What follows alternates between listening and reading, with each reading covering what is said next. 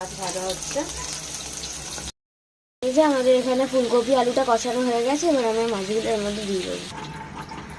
এই যে এর মধ্যে আমরা জল অ্যাড করে দিয়েছি, এই মাছগুলো এবার আমরা অ্যাড করে দেব।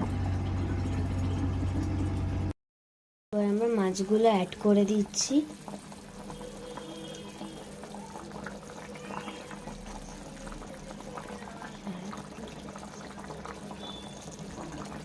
এই যে আমাদের মাছগুলো অ্যাড করা হয়ে গেছে, এবার এর মধ্যে সামান্য ধনেপাতা অ্যাড করব।